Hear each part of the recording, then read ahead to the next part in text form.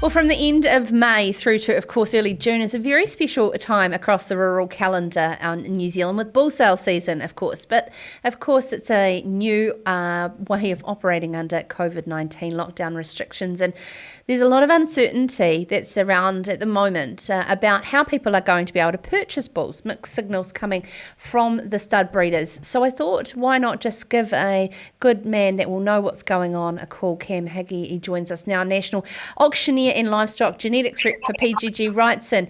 Now, Cam, firstly, please tell me you haven't grown a beard. No, I haven't grown a beard, but I do have a moustache, Sarah. I know. I'm only halfway there. That's good. The sights of these men in lockdown of cavemen days, but that's all, each to their own. That's all good. Hey, now which part of the country are you in tonight? I'm just about home. I'm about 40 minutes away from home. I'm sitting on the side of the Auckland motorway, just pulled over to talk to you and your listeners. So thank you so much. Yeah, I'll get there eventually. Cam Heggie does more Ks than a national stock truck firm. So it's always interesting to find out where you are around the country. Cam, of course, you have to sort of, ease into the pedal because it gets a hammering, of course, from May through July. What is your season looking like for you as an agent, but also what is happening out there? How are people going to be able to purchase their bulls?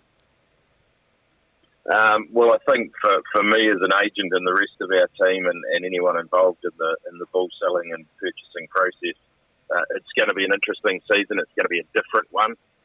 Obviously, with COVID-19, as you mentioned, things are changing. We've got our online platform, which we've had a good uptake on that, and a lot of people are so nervous about it. But just it may be the only option at the end of the day. Ultimately, they'd like to have their on-farm sales, so we've come up with a hybrid option where we may be able to run an on-farm sale, a normal outcry auction with a limited amount of purchases there, and then people have got the ability to also partake in that auction and bid online. So, it's going to be an interesting season, and New Zealand farmers are not big on this type of technology. They don't like to buy without seeing. So, they're going to struggle with it a little bit, I think. Yeah. Do I dare say, is this a new normal? I think part of it will be. I know Bidder, their big goal for next year's season was to have live streaming auction, so run it in conjunction with the auction, have a live stream and do that. A few of my clients have said that if this works well, yes, it will be. And I think it will be. I don't think you'll ever get rid of the auction system, but there'll be different versions of it to come in the next few years. Yep. Also hearing... Well, one of the few countries that don't do it, Sarah. Yeah, well, this is right, and I know this intimately well. We both know that. So I won't make sure my questions are leading. But Cam, one thing I am hearing too is, the East Coast has been extremely hit with drought. And how is the bulls finishing, to be fair, going into this time? Has that kind of got a lot to do with it? To be fair, the bulls on the East Coast are surprisingly good for the season they've had. I was over there early last week, went round about 4 or 5 studs, and one in particular that has been really hit by drought. They've got nothing there. They've bought in a lot of feed. Their bulls are looking as good as they've ever looked, possibly a little bit better. And I think the reason for that is a lot of guys, the drought sort of came a little bit later.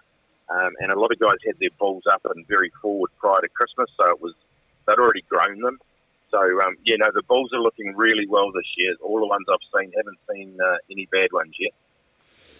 Speaking like a true agent. No, that's fantastic to hear because they have certainly had a terrible season, and it's good to check in and make sure that they are performing. And if they can obviously show that they're looking good in that, then they can shift and do for you, Cam.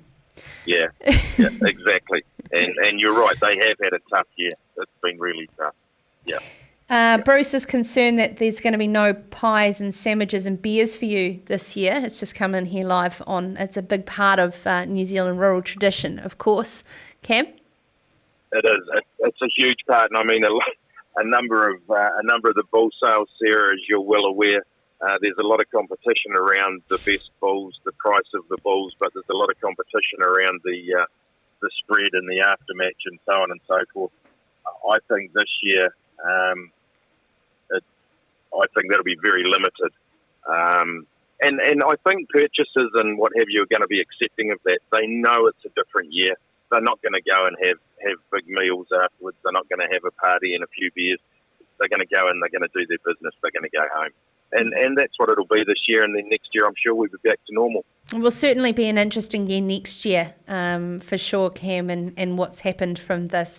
But just in parting, where is just generally buyer interest changing and shifting in terms of traits and breeds and things moving? I mean, obviously you can't speak about breeds specifically, but are you seeing our buyers changing at all in the last couple of years from what they're after, especially with the way meat market is?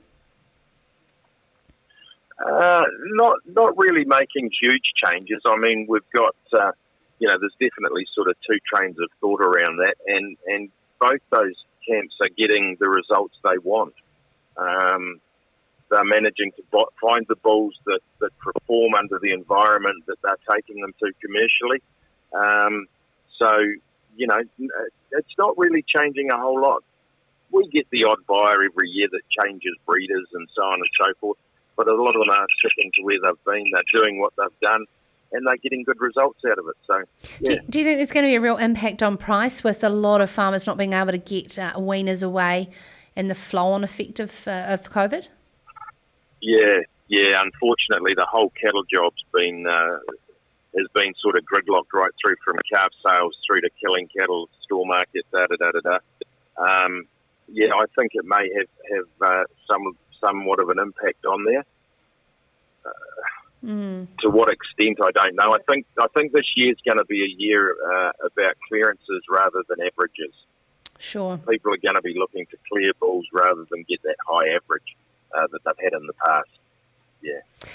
But as with everything in farming, Cam, it's about averaging out the years, and hopefully this is just one that becomes part of an average and one that becomes part of our history books. But well done to all that you do and your team at PGG Wrightson Livestock Genetics in navigating a very weird world that's ahead of us.